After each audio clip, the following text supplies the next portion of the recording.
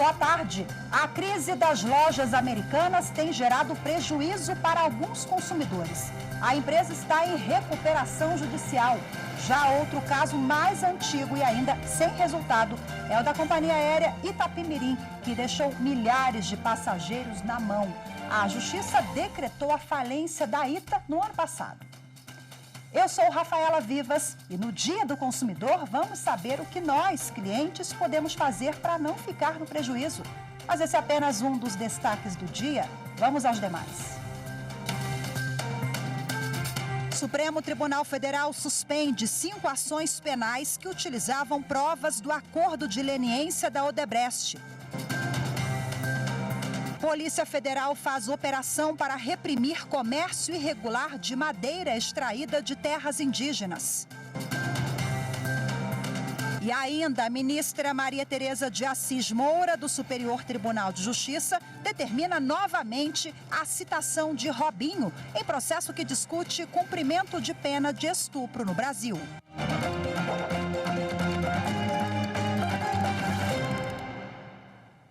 A presidente do Superior Tribunal de Justiça, a ministra Maria Tereza de Assis Moura, determinou novamente a citação de Robinho em processo que discute cumprimento de pena de estupro no Brasil. Dessa vez, a citação será no endereço em que ele se encontra, segundo a defesa. Não se trata, portanto, de convocação do jogador, no sentido comum da palavra, mas no sentido de ter a oportunidade de se manifestar sobre o pedido apresentado pelo governo italiano. A citação é a primeira fase do processo de homologação. Cumprida essa etapa, se a defesa apresentar contestação, o processo será distribuído a um relator integrante da Corte Especial do Superior Tribunal de Justiça. A 6ª turma do Superior Tribunal de Justiça trancou a ação penal por aborto ao ver quebra de sigilo profissional entre médico e paciente. As informações com a repórter Marina Campos. A ação penal apurava o crime de aborto provocado pela própria gestante. Além de ter acionado a polícia por suspeitar da prática do delito, o médico foi arrolado como testemunha no processo, situações que, para o colegiado, violaram o Código de Processo Penal e geraram nulidades das provas reunidas nos autos. A paciente teria aproximadamente 16 semanas de gravidez quando passou mal e procurou o hospital. Durante o atendimento, o médico suspeitou que o quadro fosse provocado pela ingestão de remédio abortivo e, por isso, decidiu acionar a polícia militar. O médico ainda teria encaminhado à autoridade policial o prontuário da paciente para comprovação das afirmações. O Ministério Público, então, propôs a ação penal e a mulher foi pronunciada pelo crime de aborto previsto no Código Penal.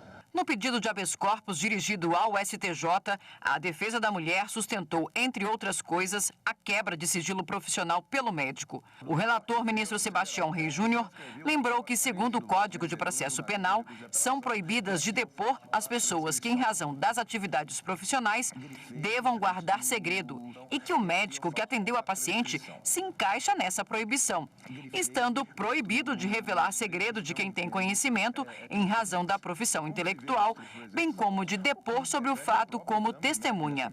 Ao trancar a ação penal, a 6ª turma determinou a remessa dos autos ao Ministério Público e ao Conselho Regional de Medicina, ao qual o médico está vinculado, para que os órgãos tomem as medidas que entenderem pertinentes.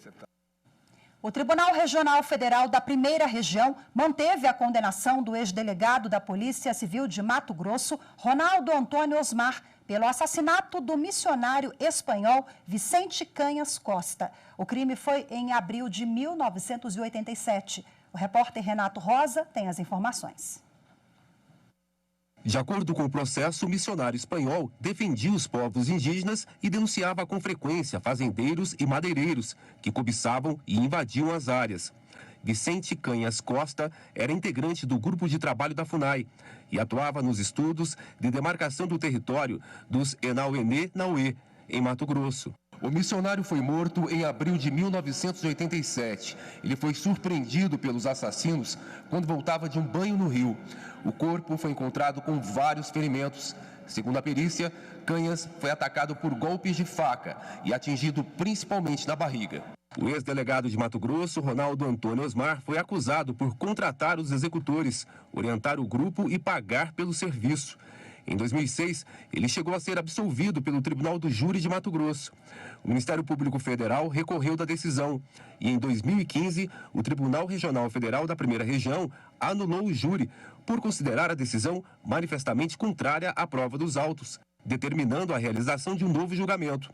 Em 2018, o ex-delegado foi submetido a novo Tribunal do Júri e finalmente condenado a mais de 14 anos de prisão em regime inicial fechado. Ele recorreu ao TRF1, que agora manteve a condenação. O Conselho Nacional de Justiça decidiu por unanimidade pela aposentadoria compulsória com vencimentos proporcionais ao tempo de serviço do desembargador Ciro Darlan, do Tribunal de Justiça do Rio de Janeiro. O processo administrativo disciplinar analisava 3 suspeitas de irregularidades. A principal é a de que o desembargador decidiu colocar em prisão domiciliar o vereador de Caxias e PM reformado Jonas Gonçalves da Silva, acusado de chefiar uma milícia na cidade. Jonas foi preso na Operação Capa Preta do Ministério Público do Rio de Janeiro. Hoje pela manhã, no Maranhão, a Polícia Federal, com o apoio do IBAMA e Corpo de Bombeiros do Estado, deflagrou uma operação para reprimir o comércio ilegal de madeira extraída de terras indígenas. Os detalhes agora com a repórter Carolina Chaves. Nas investigações, a Polícia Federal apurou que parte da madeira extraída ilegalmente de terras indígenas, em especial em Araribóia, estava abastecendo serrarias da cidade maranhense de Grajaú, que revendiam para o consumidor final. A ação contou com a participação de 95 agentes da PF, IBAMA e bombeiros e teve como alvo serrarias e residências dos investigados, tanto na cidade de Grajaú como em Teresina, no Piauí. Foram cumpridos 16 mandados de busca e apreensão e 4 ordens de suspensão de atividades expedidas pela Justiça Federal de Balsas, no Maranhão. Os investigados vão responder pelos crimes de receptação qualificada e por ter em depósito produto de origem vegetal sem licença. A operação contra garimpeiros ilegais na terra Yanomami, no estado de Roraima, completou 1 mês. Segundo a Polícia Federal, foram destruídos 200 acampamentos montados na floresta, apreendidos 8 aeronaves e 84 balsas e embarcações, 172 motores e geradores de energia, equipamentos como maquinários para extração de minérios, motosserra, mercúrio, modems de internet via satélite, celulares, além de armas e munições. As informações foram divulgadas pela Polícia Federal e reúne dados do IBAMA, das Forças Armadas, Força Nacional de Segurança Pública, FUNAI e Polícia Rodoviária Federal. A seguir, no Dia do Consumidor, como fica a situação dos consumidores que compraram produtos e serviços de empresas que decretaram falência ou que estão em recuperação judicial? Esses consumidores ainda não receberam. Daqui a pouquinho nós vamos tirar as dúvidas com o advogado Igor Brito, do Instituto Brasileiro de Defesa do Consumidor. Fique com a gente e voltamos já já.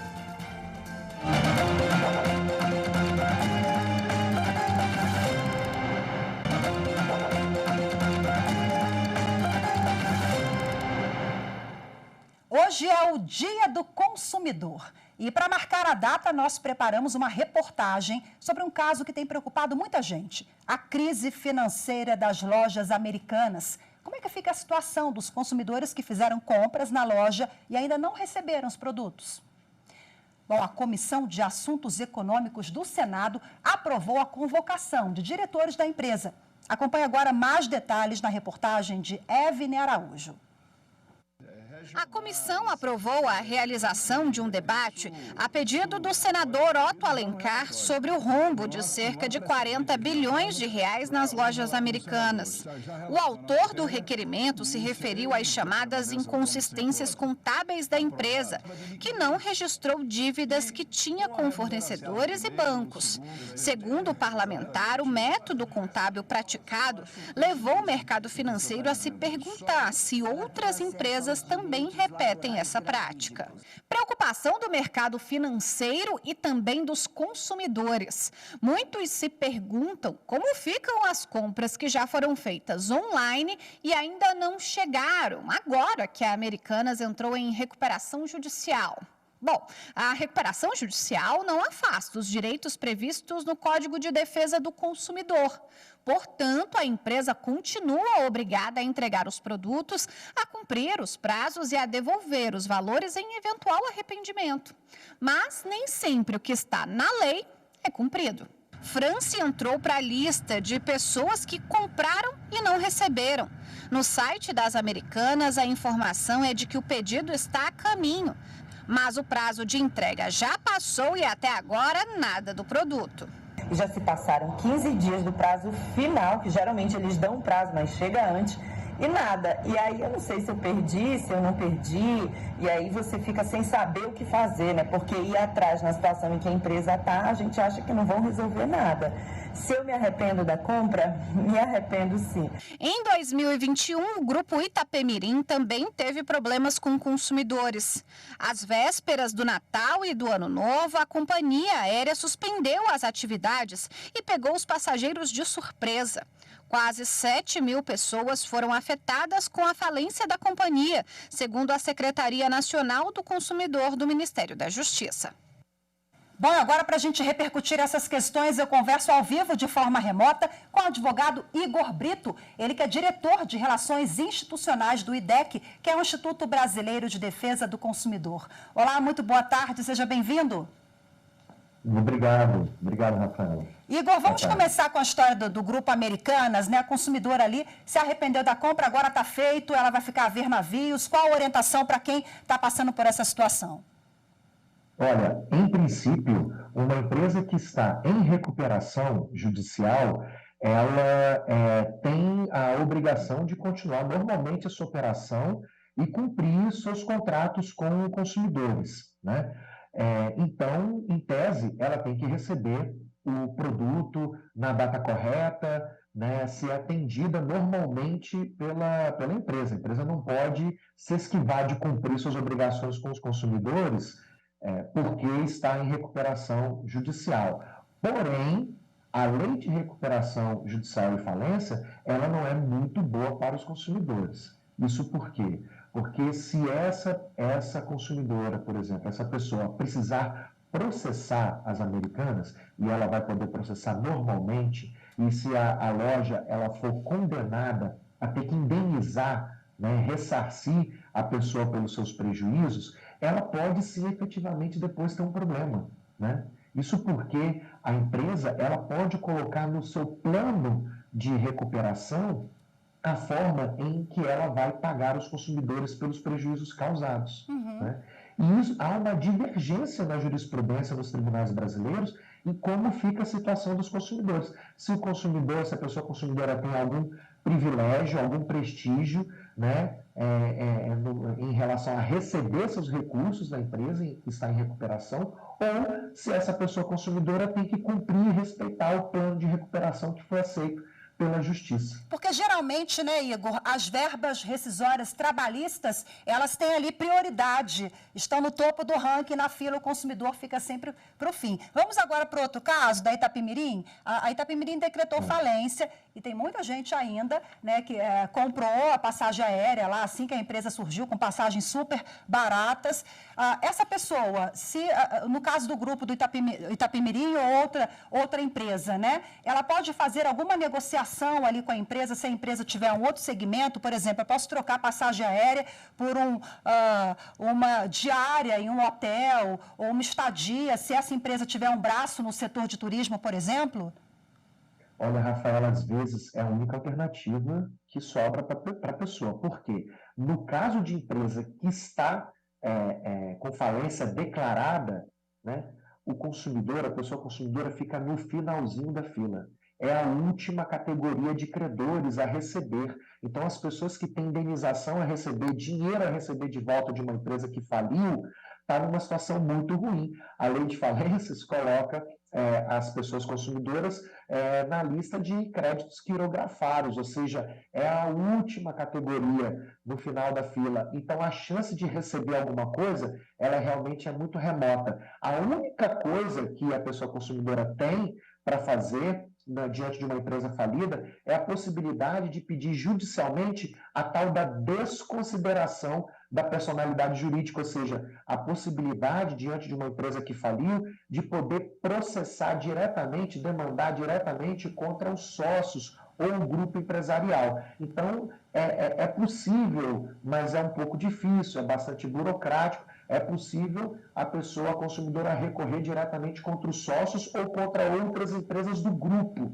né, dessa empresa que faliu. Então, é uma boa alternativa. Se sobra isso, a possibilidade de utilizar esse crédito de outra maneira, às vezes, a única alternativa que resta. Perfeito. Igor, olha só, vocês divulgaram essa semana o ranking ali do IDEC com as empresas ou segmentos que mais dão dor de cabeça aos consumidores. Quais são, em linhas gerais?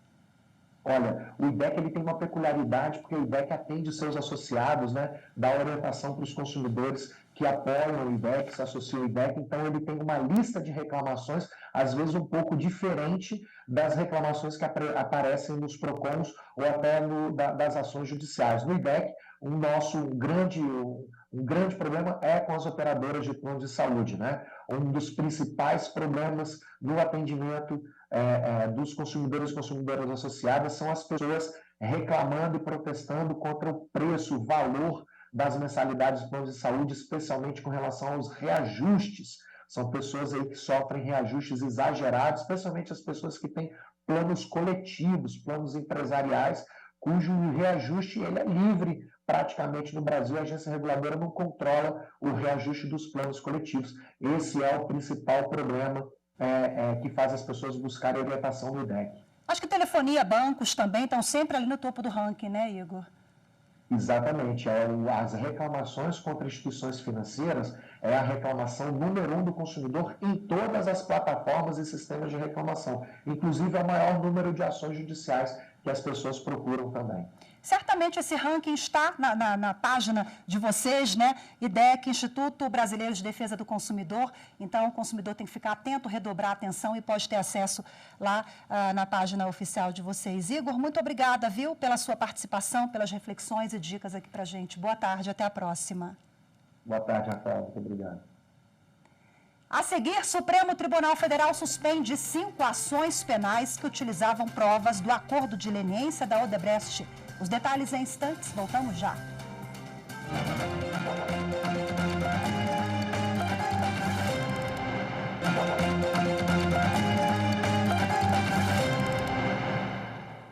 O Supremo Tribunal Federal suspendeu 5 ações penais que utilizavam provas de um acordo de leniência firmado pela empreiteira Odebrecht. As provas obtidas pela Operação Lava Jato foram declaradas inválidas pela segunda turma da Corte. Acompanhe mais informações com Anderson Arcoverde.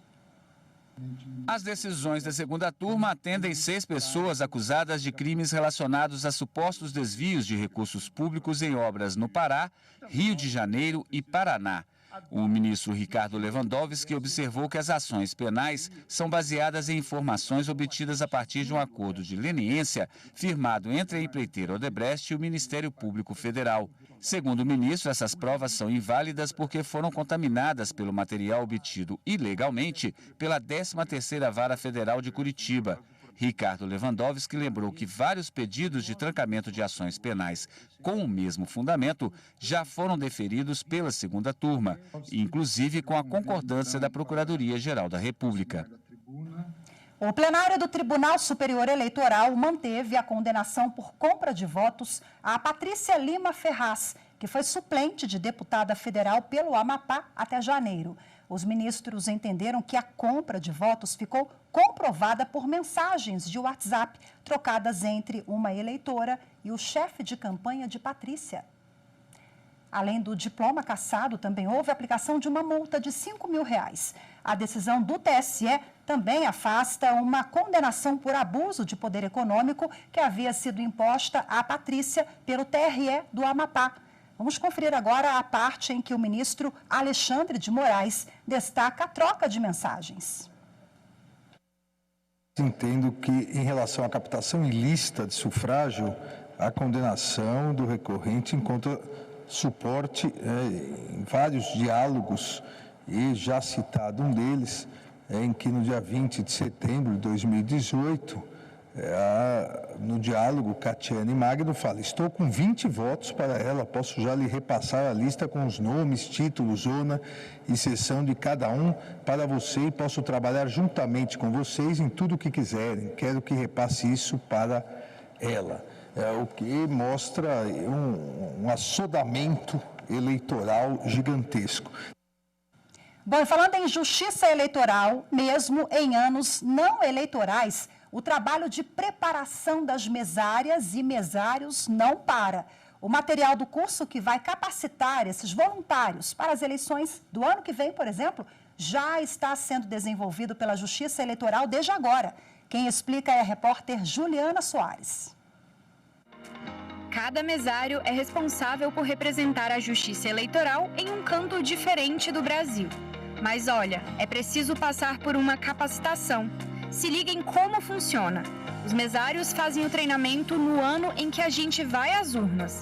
Já os materiais dessa capacitação começam a ficar prontos no ano anterior, quando não tem eleições. Quando terminam as eleições, a gente começa a coletar as opiniões e as impressões dos mesários que participaram do treinamento no aplicativo. A gente tem tido números muito expressivos com o aplicativo. Nós tivemos nas últimas eleições mais de 1 milhão de mesários que foram treinados diretamente pelo aplicativo e esses mesários respondem a uma pesquisa tão logo termina as eleições. A gente também tem uma pesquisa de opinião com os mesários que participaram do nosso treinamento em EAD. Nós temos uma plataforma de educação à distância e nós tivemos 230 mil mesários capacitados por essa plataforma. Mas não só esse público, os chefes de cartório, dos quase 3 mil cartórios do país, eles também são convidados a nos oferecer feedback. Nós queremos saber se as formas com que o nosso treinamento foi entregue, se de fato gerou ali os resultados esperados por esses chefes de cartório. Os materiais do treinamento são direcionados a mesários de todos os perfis.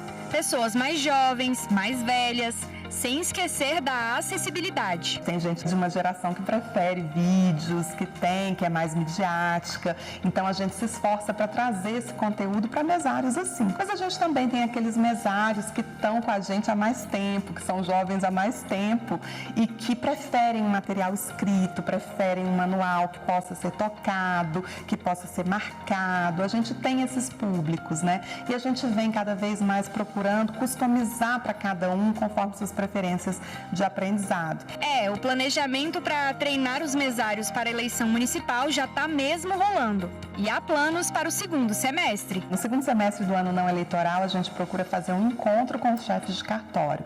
É o que chamamos de Fórum Nacional de Chefes de Cartório, em que a gente faz uma valorização das melhores práticas que foram empreendidas nos treinamentos de mesários nos anos anteriores. Então, nesse momento, a gente tende a valorizar aquelas boas ideias. A gente tem aí uma possibilidade criativa, A gente traz um pouco da inovação desses chefes de cartório para socializar, para difundir para todos os cartórios do país. E no mês da mulher, a gente não pode deixar de destacar um fato interessante. Do total de todas as pessoas que trabalharam como mesária ou mesário, na última eleição geral, 68% foram mulheres. A gente tem muitas mulheres que se voluntariam anualmente para trabalhar como mesárias, são selecionadas, são chefes ali das mesas e são pessoas que realmente têm agregado muito. Quando a gente fornece essa oportunidade, quando a gente abre essas portas, a gente vê que de fato as mulheres estão interessadas, elas vêm e participam. O Conselho Superior da Justiça do Trabalho e o Ministério Público do Trabalho firmaram um acordo de cooperação técnica para o compartilhamento de informações entre a Justiça Trabalhista e o MPT. A assinatura do termo ocorreu na sede do Tribunal Superior do Trabalho, em Brasília. O acordo prevê a ampliação da divulgação de decisões em processos que tramitam na Justiça do Trabalho e também de investigações conduzidas pelo Ministério Público do Trabalho. Segundo o presidente do TST e do Conselho Superior da Justiça do Trabalho, ministro Lélio Bentes Corrêa, a parceria busca o aprimoramento da prestação de serviços à sociedade, além de tornar o acesso ao Poder Judiciário mais rápido e eficiente. O Ministério Público do Trabalho está numa posição privilegiada para aurir essas informações porque atua diretamente, né, na proteção de direitos indisponíveis, de direitos meta-individuais, e são informações preciosas para que possamos desenvolver um trabalho conjunto de pesquisa, de aprofundamento, que vão nos permitir formular pesquisas públicas, tanto na Justiça do Trabalho quanto no Ministério Público, que melhor atendam a sociedade ao jurisdicionado. A troca de informações tem como objetivo melhorar a solução de conflitos judiciais e extrajudiciais. Os dados podem ser utilizados para embasar investigações, denúncias e sentenças relacionadas à violação dos direitos dos trabalhadores. Com este acordo, a gente vai fazer um avanço no sentido que nós vamos trocar dados, informações mais estratégicas. Então, no nosso caso, para o Ministério Público tenha conhecimento daquelas ações que têm o potencial de atingir uma população de um modo geral e que poderia se transformar numa ação civil pública, por exemplo, coletivizar uma demanda, e do nosso lado entender como o Ministério Público tem agido nos seus processos administrativos, que resultam, por exemplo, que não resultam em demandas, mas resultam em acordos, os chamados TACs, termo de ajustamento de conduta. Com a cooperação entre a Justiça Trabalhista e o MPT, vai ser possível ainda desenvolver estratégias de enfrentamento de casos com judicialização excessiva e produzir dados relevantes para o monitoramento de políticas públicas relacionadas aos direitos fundamentais no mundo do trabalho. Você vai ter trocas de informações, de dados, para que tanto a Justiça do Trabalho como o Ministério do Trabalho possam melhorar ainda mais na sua atuação no seu ministério. Seja o Ministério do Trabalho na investigação, no ajuizamento de ações, mas de forma mais organizada ainda, né, sabendo onde está acontecendo com maior número de determinadas ilicitudes, e também seja a Justiça do Trabalho tendo acesso aonde tem uma condição de investigações em determinada área, em determinado setor, qual a empresa que está sendo mais demandada. O Jornal da Justiça, primeira edição de hoje, fica por aqui. Muito obrigada pela sua companhia. Até amanhã. Tchau, tchau.